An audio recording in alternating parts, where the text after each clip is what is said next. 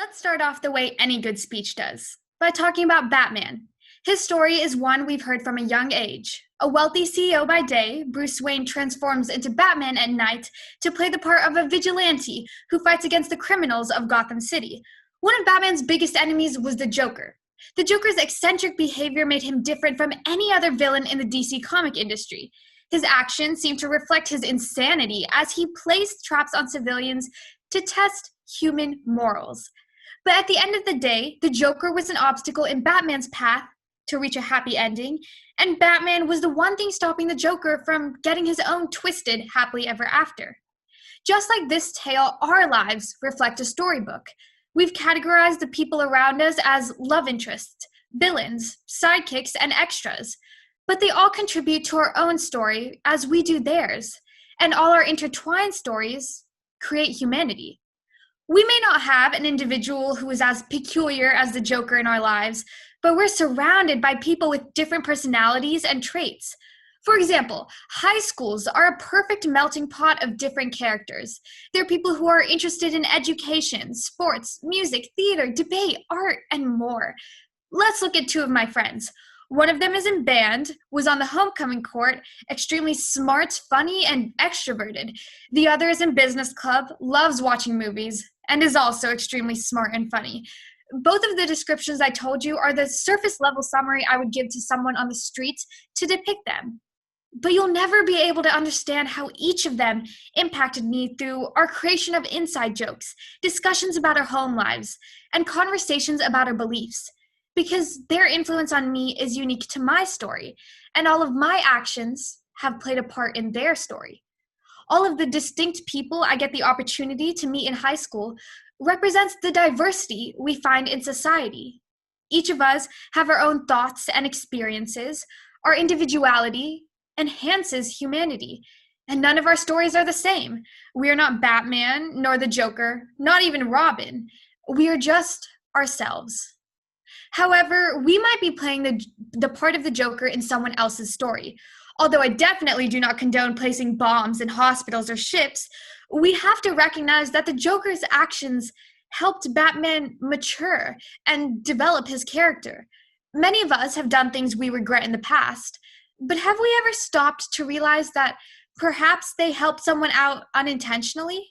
When I was younger, I was always praised by my family for doing the absolute bare minimum. She got it from that seat. Look, she had a carrot. What a healthy little baby. Yeah, it was great. I would go ahead and eat another carrot just to get some more compliments. But this didn't fly so well with my twin sister. Here we were, two girls who were practically the same in every way, except one of them was applauded for the smallest things, while the other one was sometimes ignored.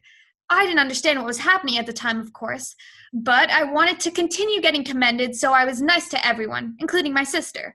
She, however, didn't really appreciate it. So, as all siblings do, we fought throughout our childhood. At some point, I was being nice to her as much as I could, but she continued to ignore or provoke me. Now, I was getting kind of tired of it, so as any other 12-year-old would do, I started giving her a taste of her own medicine, no matter how much it hurt my little angel heart to do so. When she asked me questions, I ignored her. When she was just minding her own business, I unnecessarily annoyed her. Just normal sibling things. I guess you could call me the evil twin, but I like to call those the golden years. Over time, though, my plan did seem to work because we got closer and eventually nicer to each other. I may not have stayed the villain, but I definitely regret my immature actions. My sister, however, told me that if I hadn't done what I did, she might not have matured in her own way. Now, I'm not saying go and be the chaos this world deserves, but remember that everything happens for a reason. If you make a mistake, you could have helped someone else. And if not, you've at least helped yourself learn to not make that mistake again. Your individuality contributes to so many other narratives. Your quirks that you were once ashamed of may be the one thing that someone wants to compliment you about on the subway. The color of your hair, the witty joke you came up with, and the passionate tone in your voice when you're talking to your friends all make you, you. And when society tries to ostracize certain groups, it is the fact that nobody's the same, nobody can be categorized, and that nobody really belongs anywhere because we all belong to ourselves that helps us lift each other up and accept them for who they are, because we want to be accepted for who we are. Can you imagine waking up every day and going to school or work only to find thousands of people who look exactly like you, talk exactly like you, and walk exactly like you? All of your stories would be the exact same. All of your actions would be the exact same. All of your thoughts would be the exact same. We wouldn't be human anymore. We would simply be machines. There would be no purpose in life and no progress made. The Joker's uniqueness helped the city of Gotham stand together despite their differences. Prison inmates and civilians respected the humanity in each other and reached the difficult decision of sacrificing themselves for others. Even as a vigilante, Batman recognized the officials who were actually working hard to protect the city and defended them as Bruce Wayne. Society needs individuality for it to function.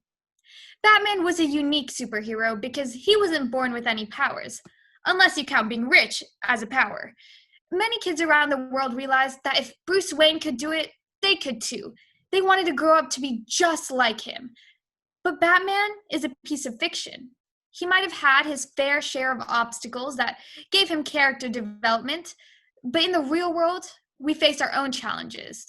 They might not be as straightforward as fighting crime, but we have to choose how to take our unique abilities and do the right thing. Without the Joker, Batman would not be the hero he is today. Without your arch nemesis or the most annoying peer you've ever met, you wouldn't be the person you are today. And they can say the same about you. As the Joker once said, they laugh at me because I'm different. I laugh at them because they're all the same. So take your quirks, your passions, and everything else you love or hate about yourself, and know that it all contributes to your place in society.